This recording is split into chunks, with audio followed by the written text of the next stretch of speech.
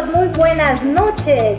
Gracias por acompañarnos a este Facebook Live. No, este espacio que hemos hecho es gracias a los chicos de producción que tenemos atrás de las cámaras, Patricio, Brandon, Kevin, que han hecho posible este espacio que hoy vamos a hablar. Temas muy importantes, variados, que le interesa a la población y a la provincia de Morona, Santiago. Bienvenidos a Sin Dar Papaya. Aquí vamos a hablar sin filtros. Para ello vamos a hablar con un invitado muy especial. Él básicamente es un joven carismático, muy inteligente. Él tiene su propio estudio jurídico, abogado de profesión en sí. También incursionó en el mundo de la política y por un poquito se nos hace asambleísta de Morona, Santiago. Él es Marcelo Jaramillo. Bienvenido. Muchísimas gracias, qué gusto, Ismael Jenny. Es un placer para mí estar en este espacio Sin Dar Papaya. Para mí es realmente importante porque he visto su programa, me parece muy interesante y quiero aprovechar para enviarle un saludo cordial a toda la ciudadanía que nos ve, que nos escucha en Morona, Santiago, Macas, los 13 cantones, Ecuador y el mundo. Gracias, Marcelo. Bueno, iniciémonos. Cuéntenos, ¿qué le llevó a estudiar el tema de Derecho, el por qué?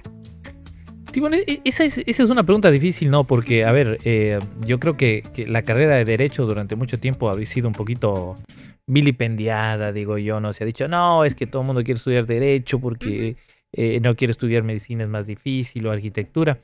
Pero en honor a la verdad, a la realidad, le digo, yo quise ser abogado desde que tenía 9 años. Y evidentemente influye el hecho de que mi papá era abogado, ella siempre ha sido abogado. Su padre abogado, claro, con razón. Entonces eso influye muchísimo, ¿no? Y hay que ser claros también, a veces creo que las personas cuando nos decidimos pronto o nos gusta algo pronto es una bendición, porque no pasamos el tiempo viendo qué queremos, ¿no? Entonces al final yo supe desde los 9 años, es una carrera que me gusta muchísimo, creo que la abogacía es una carrera tan versátil, que te permite estar en muchísimos espacios de la sociedad, ¿no? Es muy abierta, muy general. Y me decían, no, es que hay muchas personas que se gradúan de abogados, sí, pero hay camino para todos, hay trabajo para todos y te permite esforzarte y superar. Y cada uno es diferente, ¿no? Cada uno tiene su historia, su mundo. Así es, y sobre todo hay algo importante que creo que la ciudadanía debe saber, ¿no? El abogado, como el médico, tiene sus especialidades, ¿no? Sí. Un abogado puede ser penalista, civilista, administrativo. Ahora hay ramas nuevas como minería, sistemas. O sea, no es porque es abogado voy a coger para todos los casos que tengo, no. No. De hecho, ese es el error, creo yo, que cometen muchos abogados. Dicen, yo soy abogado y voy a hacer un divorcio y más tarde voy a irme a una audiencia penal y voy a ir a un proceso civil.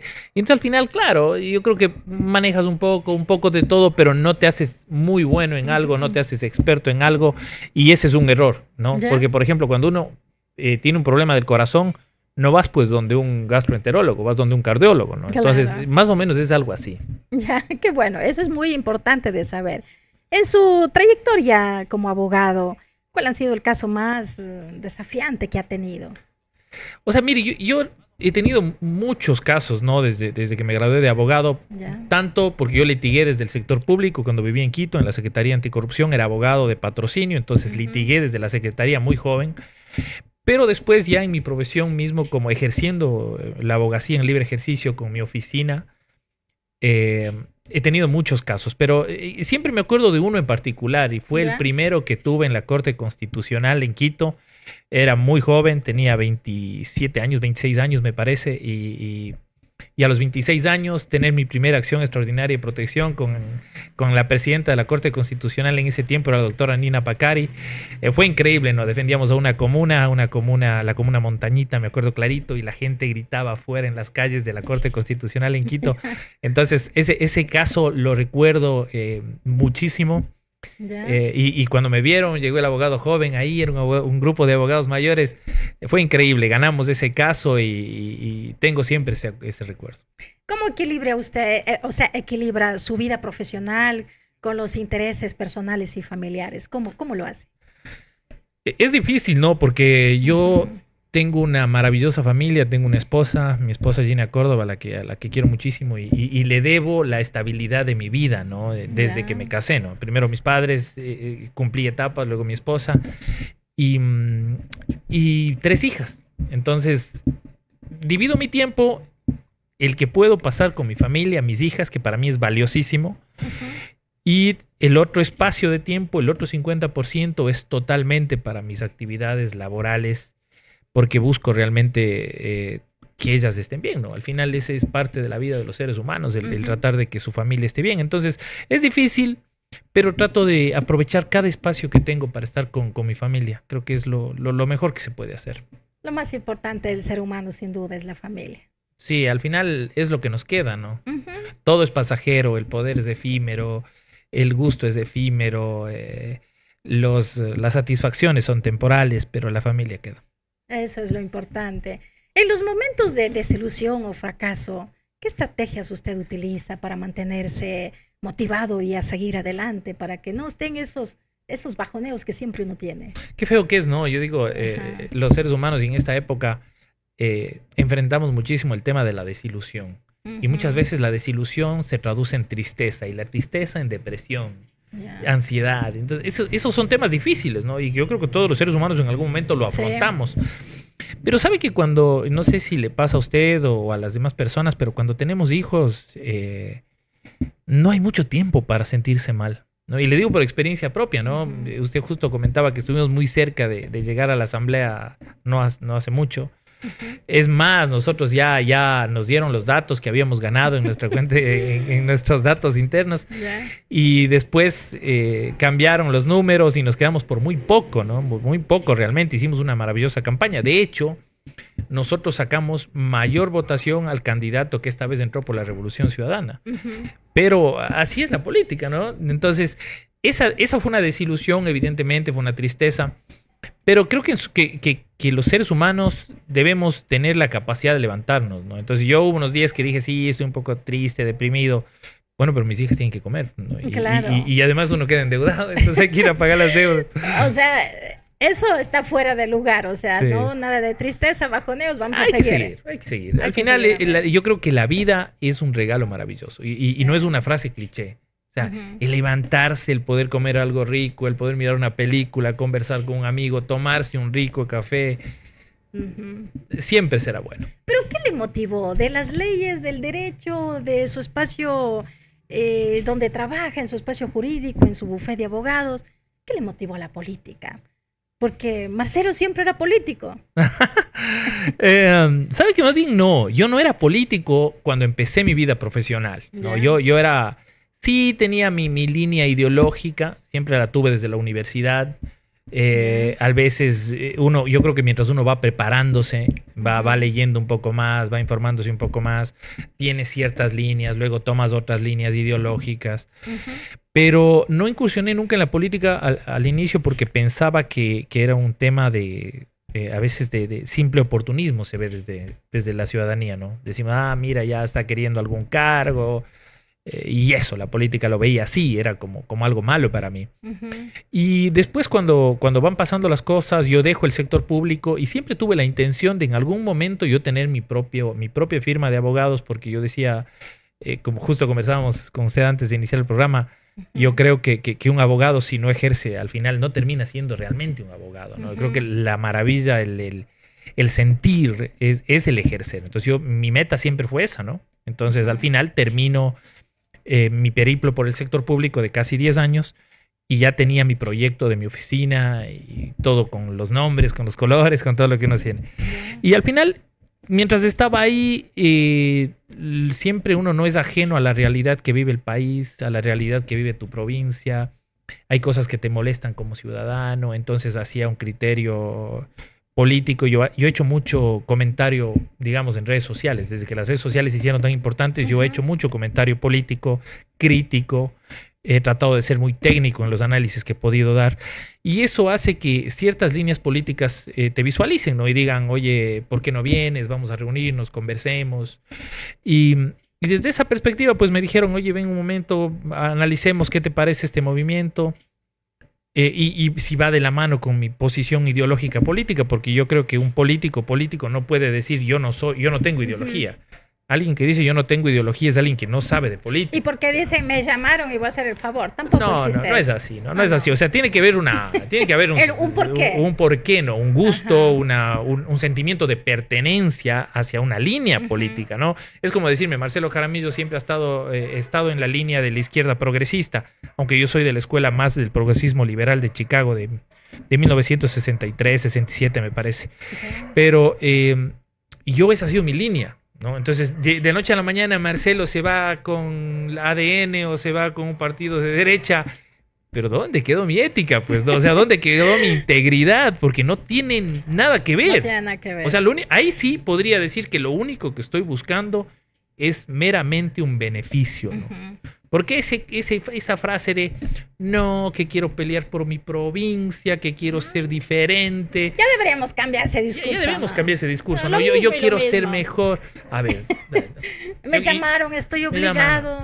La política es un sentir. Y para mí es esto, ¿no? A mí, como les decía a muchas personas, la política es como un bichito que te pica y es muy difícil que salgas de ella, ¿no? Es muy difícil porque te pica y te gusta y dices, no, quiero dejar algo, quiero hacer algo, tengo un proyecto político que quiero plasmarlo, ¿no? Es como una satisfacción personal también desde el punto de vista profesional y eso va, ¿no? Y evidentemente que la gente diga, oye, hiciste un buen trabajo, puedes ayudar a las personas sin que esto sea algo romántico que se quiera dar, sino más bien algo técnico, ¿no?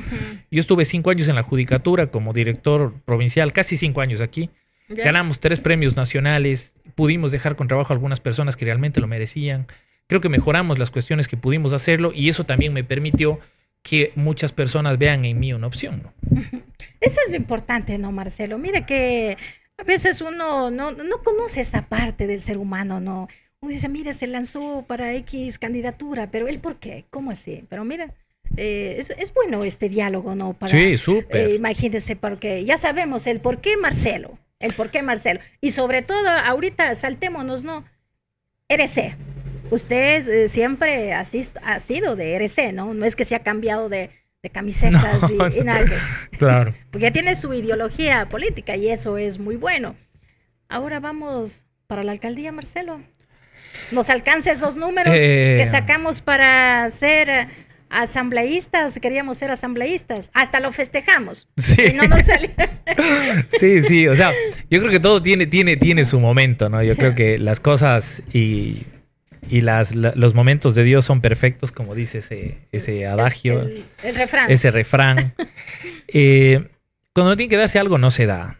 Mucha gente me dice, Marcelo, creo que ahora es tu momento, o me decían, debiste ir a la asamblea esta vez, pero yo creo que todo tiene su momento, o sea, todo tiene que darse cuando debe darse y creo que todo también debe irse planificando, trabajando, analizando si es el momento. También creo yo que debe analizarse si tienes el respaldo de la gente, si la gente ve bien una candidatura de tu parte o no, o puedes ser realmente un buen representante del gusto popular. Entonces todo eso pesa, ¿no? Nosotros, hay gente que mira en mí esa posibilidad, siempre la estaremos trabajando, meditando, pensando, yo creo que es una posibilidad real que está ahí, ¿no? No voy a decir que no, porque no sería correcto, tampoco voy a decir que directamente que sí, pero creo que todo se trabaja, creo que todo se analiza, creo que depende mucho de factores estadísticos, numéricos también. Yo creo que a veces es un error lo que pasó, por ejemplo, en las presidenciales de esta vez, donde hubo, ¿qué? 16 candidatos. Entonces, resulta que hay candidatos que dicen, yo voy porque, perdóname la expresión, me da la gana de ir de candidato. No tienen los números, ¿no? O porque yo tengo el dinero. No. O sea, tiene que haber también una realidad electoral que te permita terciar por una candidatura. Si no, no te metas. O sea, porque al final lo que haces es hacer que el Estado gaste dinero, confundir más a la gente, dividir más la votación. Y yo creo que eso no es lo correcto. Pero, como digo, el tema de la política siempre será un tema de análisis. A los que nos picó el bichito nos gusta muchísimo este tema, pero todo llega en su momento, sí debe llegar. Entonces nos deja en suspenso aquí. La gente decide, bueno, Marcelo, ¿va o no va? Pero No sabemos todavía, pero ahí estamos. Bueno, hagamos una pausa ahí, Marcelo, porque Claro la que sí. conversa está muy buena. Encantado. Pero yo tengo que dar también anuncios de los auspiciantes. No, genial, eso me parece importantísimo. Sí, vamos a hablar de la reina de estética y cosméticos que lidera la talentosa María, no es María, es Marcia, ya le cambié el nombre. Marcia Rivadeneira. Y ella no es solamente, es amazónica de aquí, por cierto, Marcelo, y no solamente sabe del arte, la belleza, sino también es una buena artista de acá, de la... He escuchado, de la, sí, sí. Sí, la famosa swing caliente, ¿no? Sí. Bueno, las reinas estéticas y cosméticos, Marcelo, allí cuando usted tenga una quinceañera, si se casa de nuevo, si renova los votos, puede ir allá. Maquillaje Renovar perfecto, los votos, casarme otra vez. Manicure, pedicure, de todo. También hace tratamientos de queratinas, todo para el cabello, lo que se necesite, ¿no? Cortes de pelo modernos, tintes, maquillaje profesional. Ella está ubicada justo en la calle Amazonas y Cuenca. Estamos al lado del cable mágico. Si tiene un evento especial, ya sabe dónde ir. La tendremos presente. Sí, para llamarle de pronto citas, porque trabaja solo con citas, al 0986057782. Eso es para agendar la cita, para lucir en las manos profesionales y radiantes de las reinas de la estética. Bueno, ya hacemos ese corte de publicidad y vamos a seguir, que nos quedamos con la política, que eso estamos ahorita. En boga. Sí, estamos ahorita en eso, ¿no? Ya nos tocamos el tema de la política, Marcelo. ¿Cómo vio, sinceramente, ese debate que básicamente nos dejaron, qué podríamos decir, bien, mal? A mí en lo personal no fue debate.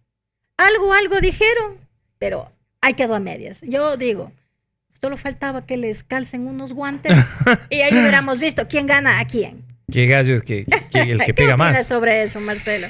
Bueno, yo creo que hay que hacer ciertas puntualizaciones sobre el debate, ¿no? Porque de alguna manera paralizó al país. Eso. Y creo que tiene un valor especial desde un punto de vista como un triunfo para la ciudadanía el que los debates ahora sean obligatorios, más allá de si son buenos o malos. Antes si querías te ibas. Antes si querías te ibas, si no ibas y no pasaba nada. No, ahora es como un logro o un triunfo de la ciudadanía, ¿no? Desde el punto de vista democrático, el exigir que los candidatos que están aspirando a una dignidad la más alta del país, como la presidencia, muestren quiénes son, ¿no?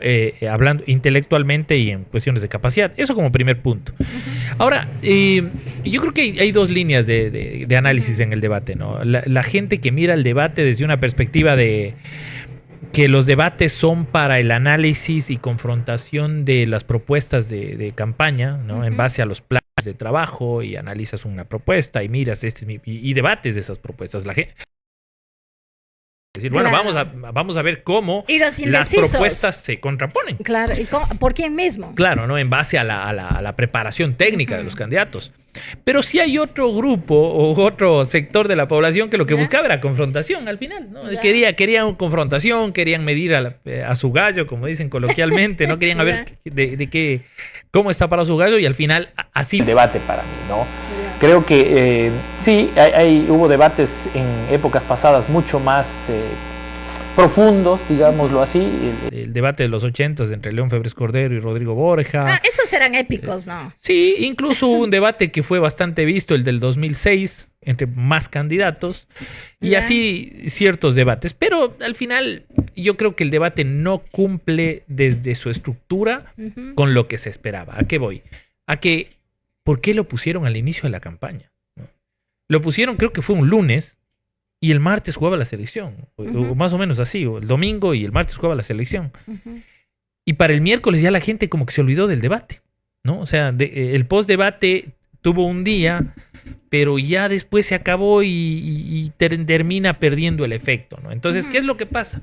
Que personalmente creo que el debate no significó mayor cambio en las tendencias electorales. O sea, yo creo que los dos candidatos están manejando sus líneas. Creo que se va a definir desde otra perspectiva. El debate no significó eso. Evidentemente tengo mi apreciación personal del debate, quién creo que estuvo mejor en el debate, pero más allá de eso, yo creo que no significó un cambio, ¿no? Porque para mí, el candidato que pierde el debate más que el que gana. Pierde el debate es el presidente Daniel Noboa, porque él tenía la obligación de, como presidente que quiere reelección, tenía que dar una rendición de cuentas que al ciudadano le diga, oye, realmente te elegimos y estás cumpliendo con lo que nos ofreciste. Y al final no pasó eso, porque la otra candidata, Luisa González, en cambio es una candidata que no ganó. Por lo tanto, lo que ella proponga estará por verse, ¿no? Pero lo que él propuso ya hace 15 meses no se cumplió.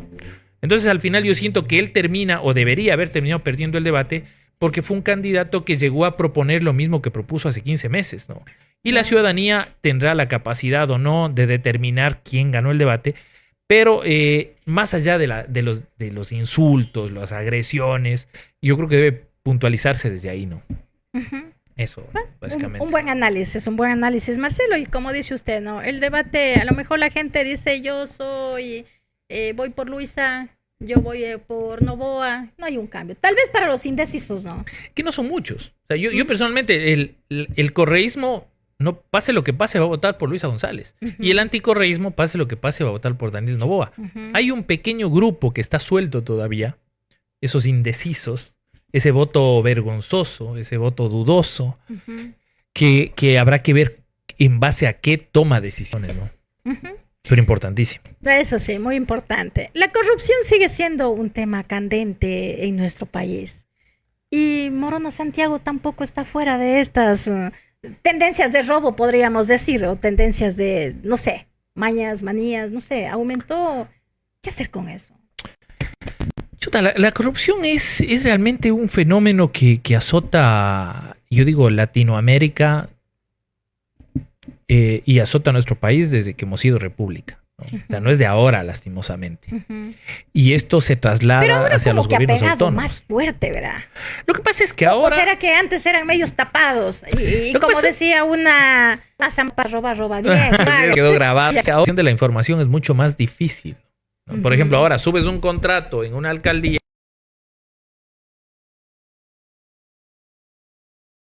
o una junta parroquial, vas al CERCOP y ves a ver cómo un contrato de este valor por este tema, en qué condiciones. Entonces es mucho más fácil corroborar la información. Y la corrupción termina haciéndose visible. Pero justo ayer hacíamos un análisis con algunos amigos y decíamos, la corrupción tiene muchas aristas, ¿no? No solo desde lo público. Lastimosamente, ¿cuál es el problema? Yo creo que hay un fenómeno que se llama amoralidad. ¿Ya? No solo la inmoralidad, sino la amoralidad.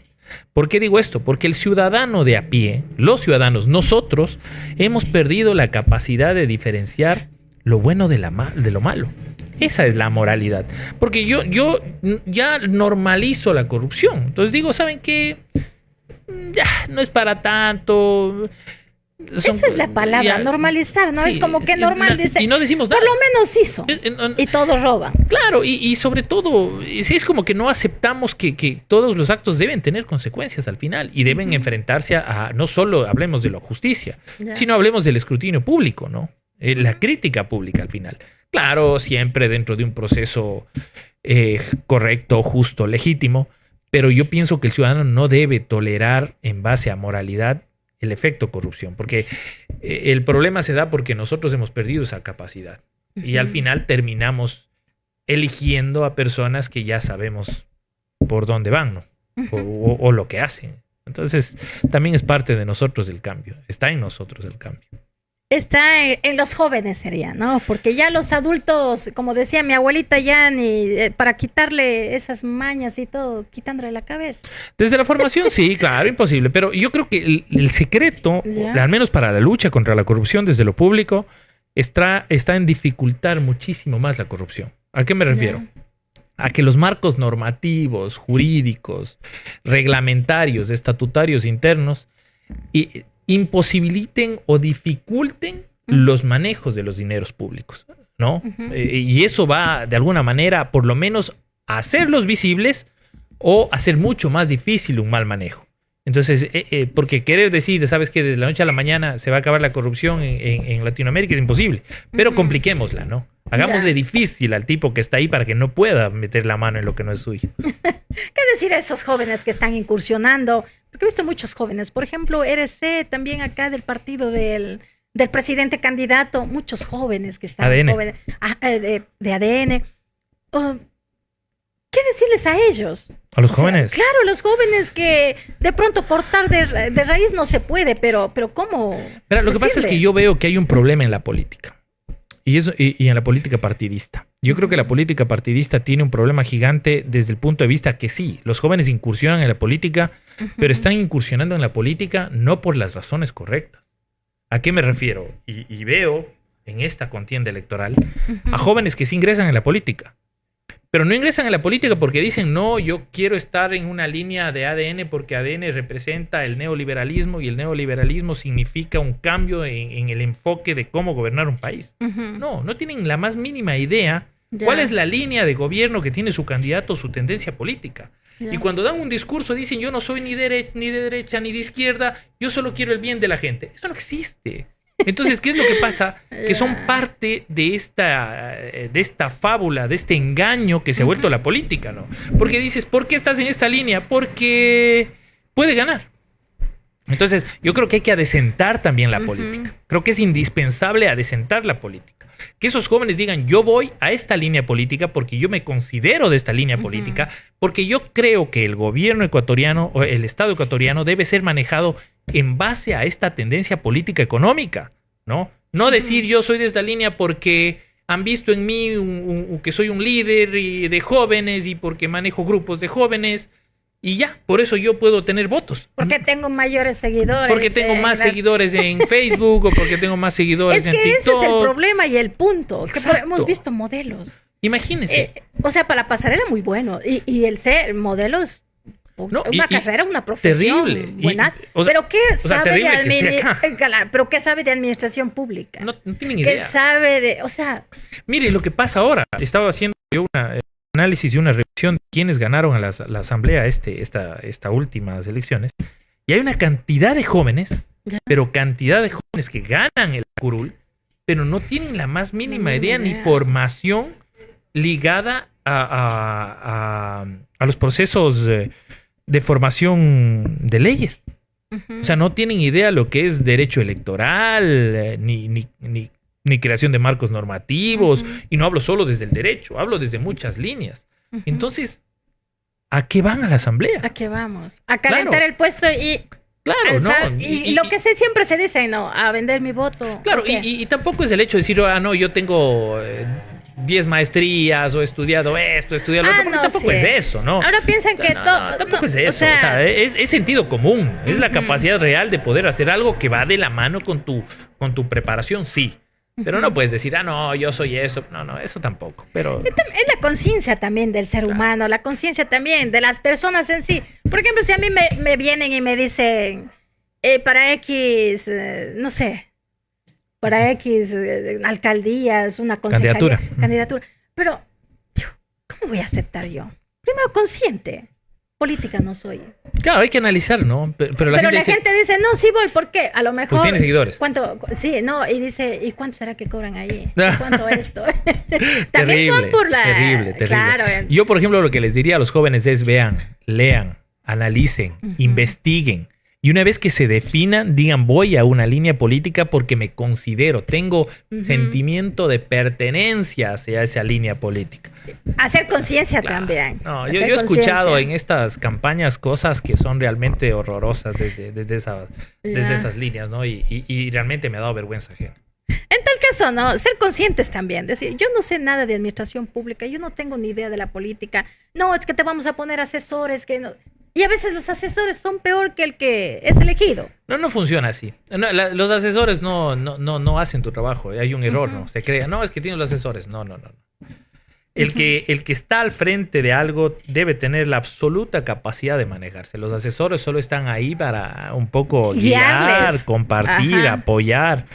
Pero la persona que está al frente tiene que tener la capacidad de hacer las cosas. Si Marcelo fuera ya elegido como alcalde de Morona, ¿cuáles serían las medidas concretas que plantearía para combatir esto del tema de la perspectiva local en el tema de la corrupción? Bueno, O sea, evidentemente, antes de que a lo mejor una futura campaña, darle las propuestas como que no es muy bueno. Pero mire, yo creo que... Hablemos general, ¿no? Sí, pero yo creo que es indispensable, ¿no? Alguien me decía, yo estuve en una campaña a la alcaldía y yo decía, ya. Es indispensable generar un área específica, más allá de que pienso que para poder luchar contra la corrupción en los gobiernos autónomos es indispensable primero una reestructuración administrativa interna general. Porque, por ejemplo, este es un criterio que lo tengo yo y lo tienen otros profesionales. El municipio del Cantón Morona es un desastre a lo interno. Es un desastre administrativamente hablando. Pero es un desastre completo. Es decir, como estructura administrativa el municipio no funciona. No funciona porque tiene un exceso... Hablamos del actual.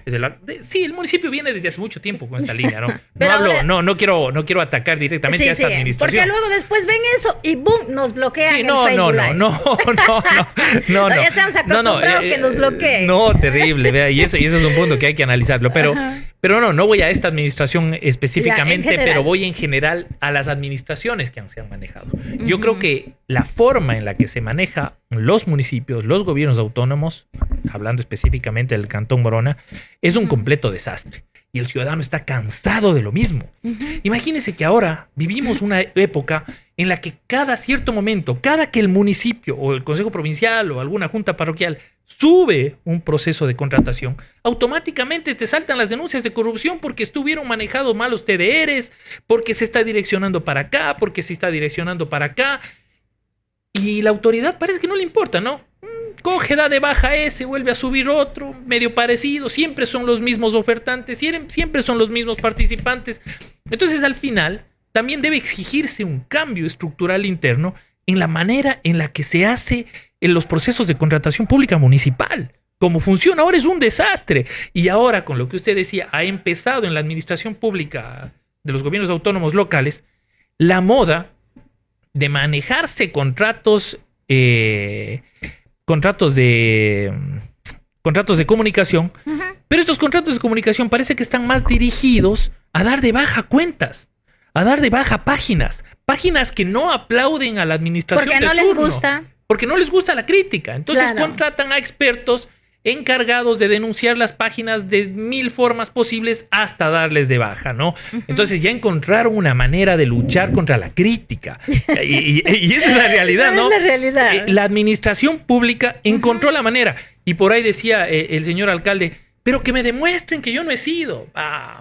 Séneca decía, de la persona a cual le beneficia el crimen, es muy posible que fue esa persona.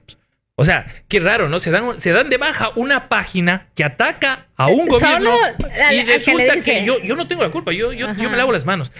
Y obviamente dentro de los procesos judiciales no se podrá establecer responsabilidades, pero aquí hay un reproche moral, ético y ciudadano, ¿no? O sea, ya basta de este tipo de prácticas. Y todo eso es parte de los problemas, ¿no?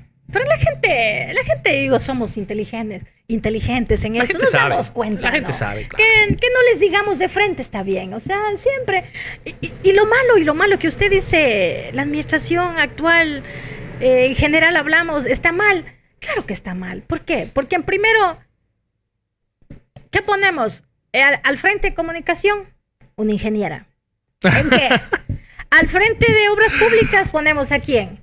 Y así vamos, o sea, al frente, ¿qué estamos ahí? Como decíamos, ¿por qué estudió abogado? No, el abogado es para diferentes cosas, para diferentes casos, ¿no?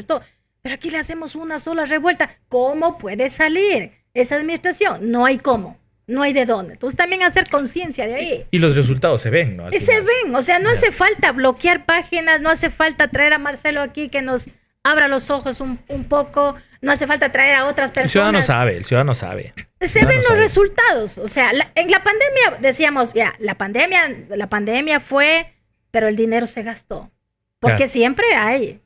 Ahora esta vez, presupuesto hay, o sea, ahora esta vez, ¿qué hace? No hay pandemia, no hay nada. Antes al inicio decíamos el primer año es que todo se llevó el anterior, pero sí sabe, por ejemplo, Marcelo, usted ya sabe que el que está actualmente, hablando de aquí local, en el Cantón Morona, se va a ir llevando todo.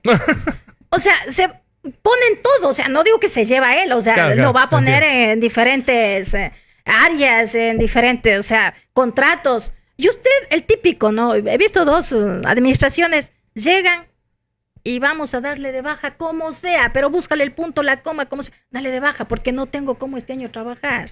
Claro. En vez de apoyar. ¿Por qué? Porque fue otra... Caminar, ¿no? Claro, caminar, apoyar ese proceso que ya se hizo, pero ya se hicieron los estudios, ya dejamos todo. No, es que la piedra estaba muy grande. No, es que hay que poner una piedra. Es que no me convence. Sí, ¿y por qué? Pero ¿sabe cuál es el problema real, estimada Jenny? Es que, mire, no existe una real planificación del trabajo. Ayer conversábamos en un podcast que tenemos ahí con un amigo, con Alexis, y estaba el ingeniero Genaro Mancheno, y hacíamos un análisis de cuáles son los problemas estructurales de los cantones como este, ¿no? Y yo tenía un criterio, yo decía, bueno, el problema real que tiene Macas, a diferencia, por ejemplo, de incluso de cantones cercanos como Sucúa, que se nota que tiene un desarrollo diferente, más organizado dentro de lo que es el área urbana, y responde a que los alcaldes que hemos tenido nunca siguieron un plan de ordenamiento territorial real, ¿no? O sea, decíamos, ¿qué es el plan de ordenamiento territorial? Es como decirte el mapa o es el plano como tú visualizas a tu ciudad de aquí a 30 años, ¿no? Entonces, casos especiales como en Cuenca, por ejemplo, ¿no? Cuenca tiene un plan de ordenamiento territorial que sé que recién se renovó, ni siquiera cambió, se renovó. Y cada administración que llega va siguiendo ese plan. Y por eso Cuenca es una ciudad bonita y ordenada como debe ser una ciudad. Pero es que eso es lo importante. Exacto. Le sigue, continúa. Continúa el proceso porque el alcalde que viene, sea del partido que sea, dice muy bien, sigamos el plan de ordenamiento territorial, ¿no? Y eso no pasa aquí. Ni siquiera es que no sigan el plan. Ni siquiera tienen plan. No. Y eso es real, ¿no? Eso es real. Si usted coge el último, me parece que el último PDOT que hubo en el Cantón Morona, no sé si ahora había, no sé si habrá uno, pero el último que yo revisé fue el que hizo Roberto Villarreal cuando estuvo en su alcaldía, que personalmente a mí no me gustaba, pero era un plan de ordenamiento territorial. Ya, entonces, después vino otra alcaldía que no siguió, ni siquiera siguió nada. Después ya tocaba hacer una reestructuración del plan, un alcance del plan. No se hizo. Ahora, con la salida de Sevilla, tiene que la administración trabajar en un nuevo plan de ordenamiento territorial porque totalmente cambia todo. De la mano con el plan de uso y gestión de suelos. Entonces, va de la mano con eso. Planificar el trabajo. Entender que el trabajo no es de la noche a la mañana. No es decir, voy a poner una vereda de 3 metros acá y voy a poner una vereda de 1,5 metros acá y punto. No, tiene que haber un plan, un diseño, un mapa hacia dónde quieres que Macas crezca. ¿Cómo quieres que Macas crezca? Si quieres que sea una ciudad turística, si quieres que sea una ciudad industrial, si quieres que sea una ciudad ecológica, todo eso va de acuerdo al plan. Y eso no es lo que no tenemos. Eso nos falta y eso hay que hacerlo urgente. Usted, si tuviera la oportunidad de implementar un proyecto emblemático para el desarrollo del Cantón Morona y la provincia, pero concentremos del Cantón Morona, ¿no? Porque van a haber muchos de estos Facebook Live que lo vamos a también a invitar, ¿no? Gracias, pero concentrémonos en el de Morona. Claro que sí. ¿Cuál sería y por qué? ¿Cuál sería un plan? Me dice usted, un proyecto emblemático. Sí, un proyecto emblemático. Pero no me vaya a decir Macas, la capital de la carne, porque no se pudo, ¿no? Otro, ¿no? No. Mire, yo voy a ser muy pragmático. Y yo tengo una visión. Yo creo muchísimo en la administración pública. Y esto implica administración pública municipal. Yo creo que el Cantón Morona, para que pueda despegar, tenemos un cantón hermoso, precioso, lleno de todo. Pero el gran problema que tiene el Cantón Morona es la falta de organización y la falta de planificación. ¿Cuál es un proyecto que yo tengo? El proyecto que nosotros tendríamos es un proyecto orientado a la planificación real y distribución de lo que es el Cantón Morona. Mire, yo creo en un Cantón Morona con un área, con una zona rosa, con un polígono industrial, con una zona especial para el manejo de los residuos. Diseñar una ciudad total y funcionalmente organizada, ¿no? Y yo creo que ese es mi proyecto. Yo no le voy a decir, yo quiero hacer una piscina de olas, ¿no? O sea, no tampoco. No. Y un plan que esté orientado a un turismo ecológico. Y me adelanto a decir esto, ¿no? Porque a veces podemos decir. Pero yo le veo al Cantón Morona con un potencial turístico ecológico, ¿no? No solo el turismo desde un punto de vista pragmático, sino orientado a la ecología, porque tenemos áreas maravillosas, tenemos zonas maravillosas que pueden dar mucho, pero todo orientado a una real planificación y organización del territorio. Yo creo que Macas necesita una zona rosa, creo que Macas necesita un polígono industrial, creo que Macas necesita una zona de descentralización de la administración pública. Más decir qué lindo sería, ¿no? Ponernos a soñar un poquito. Ya, soñemos un poco, un Cantón Morona, en donde si usted quiere ir a hacer un trámite en el municipio, en el registro de la propiedad, que es parte, en agua potable, el SRI, alguna notaría, que todo eso se encuentre en un área específica para instituciones públicas o servicio público. Ya. Más o menos una especie de plataforma gubernamental como la que hay en Quito. Uno va al banco, uno va a Ban Ecuador y en ese momento, en el segundo piso, baja al SRI, paga todo y hace todos los trámites en una área específica. No tiene que moverse de lado a lado. Ese tipo de cosas se dan cuando las ciudades se planifican. Y eso significa ordenamiento, eso significa desarrollo, eso significa orden. Entonces, al final, yo creo que eso puede darse. Es un proyecto evidentemente ambicioso, pero creo que debe empezarse por la planificación territorial. Mientras el Cantón Morona no tenga una planificación real, no podremos hacer nada. Mire, los concejales del Cantón Morona se dedican a hacer ordenanzas, perdón, para mí, totalmente ridículas, lugar, absurdas, patéticas, referentes a que métanse los domingos todos a las casas, ¿no? Y cuidado, estés en un carro con cervezas o estés demasiado tarde en un carro o en las calles. O sea, una visión totalmente retrógrada, que no tiene sentido. Queremos a un Macas grande y sin embargo le decimos a la gente métanse a las casas, ¿no? Y queremos también que Macas sea turístico, la provincia sea turística. Queremos ser turístico, pero no queremos hacer nada para el turismo. No queremos hacer nada. Simplemente el que se está aprovechando aquí, digo aprovechando, y eso es bueno, porque también se mete recursos que se pone, o sea, la prefectura también puso recién nomás, era la polémica, tanto para el carnaval. Y luego decían por ahí, son 300 y no sé cuánto, y mire que no llegó nadie. Ahí hablábamos de Hualaquiza, que fue el segundo de Ecuador, básicamente. Y no se necesitó mucho, ¿no? Ya. Pero ¿por qué? Es por estas cosas. Por estas cosas. O sea, porque, ¿qué queremos decir? ¿Hay delincuencia? Que no hay delincuencia. La delincuencia está cada rato. El tema de la delincuencia es una responsabilidad compartida, pero tiene que ir de la mano con la responsabilidad que tiene el gobierno central, pues. O sea, no podemos decirle al ciudadano, mira, para que no te roben, no salgas de tu casa. Esa es una visión absurda, ¿no? Es absurda, totalmente sin sentido. Claro, hay que fortalecer las áreas de seguridad, pero sin que eso afecte el desarrollo económico y turístico del cantón. Es que no hay una visión técnica para hacer este tipo de cosas, sino simplemente a los concejales se les ocurrió que para que no haya problemas, métanse a las casas más temprano. Y termina siendo así, ¿no? Termina siendo así. Entonces, ese tipo de cosas son las que yo creo que deben cambiar y responden a la falta de preparación, a la falta de planificación, de orientación.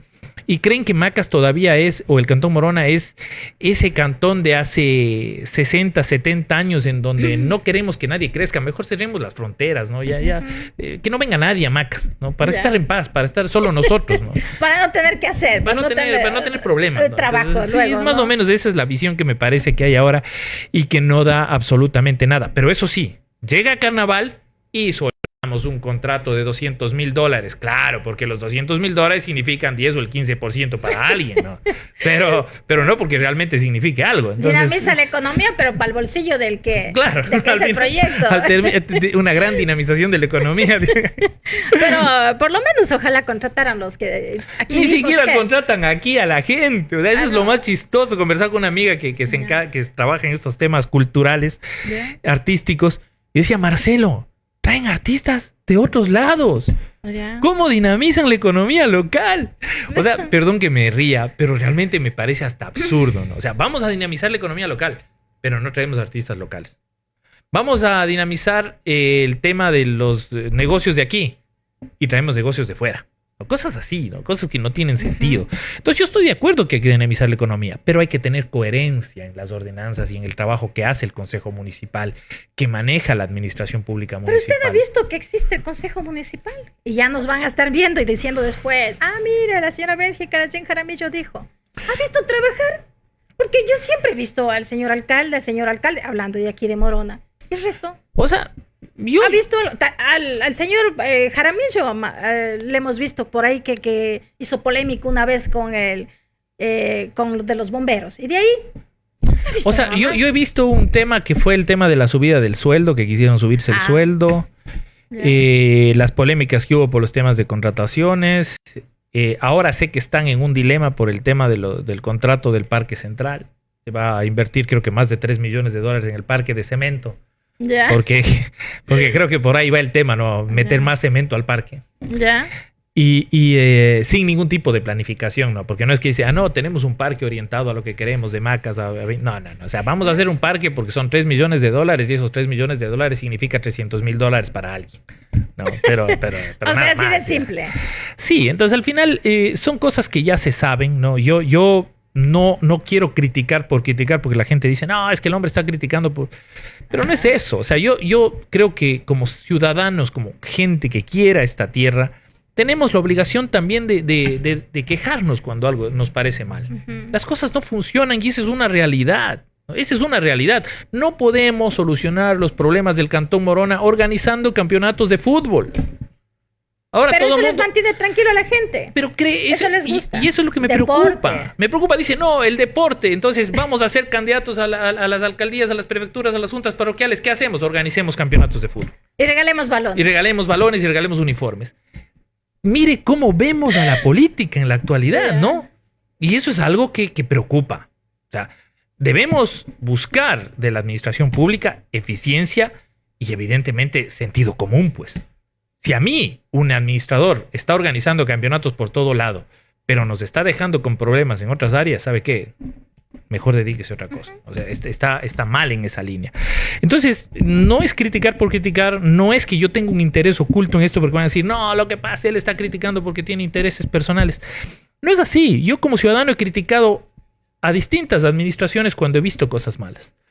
Cuando no he visto una administración pública seria y he felicitado cuando creo que merece una felicitación. No he visto una sola ordenanza del Consejo Municipal que realmente merezca una felicitación hasta el momento. Si es que hay una, ojalá pueda verla. Me gustaría verla yo también. ¿Sí? Pero hasta ahora solo veo problemas y creo que al final, como ciudadano del Cantón Morona, usted también vamos a poner y elevar nuestra voz de protesta, pase lo que pase, le guste a quien le guste, porque esa es nuestra obligación. Claro, porque no es solamente de ver de afuera las cosas que están mal. Alguien tiene que hacer. Ese es el problema. Hacerles ver. A veces es el problema. Es que nos casamos, Marcelo, porque ahora veo que también las instituciones se han hecho fuentes de trabajo.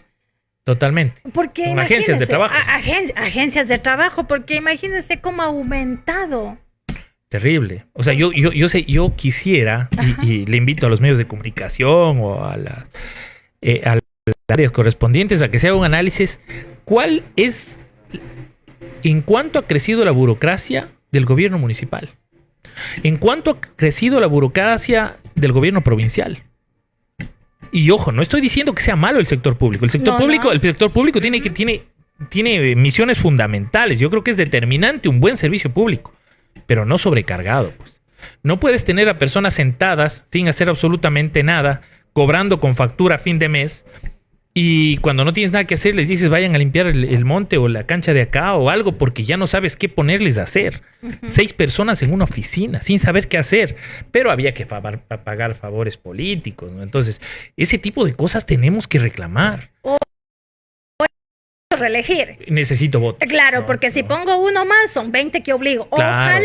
Ojalá. Yo estoy de acuerdo esto de que no hay que tomar fotos cuando uno vaya a las urnas. Yo creo que al final, más yo ya que toque ese tema, digo, como abogado molesta que se pisotee la Constitución, la ley y que se actúe en base al capricho de alguien.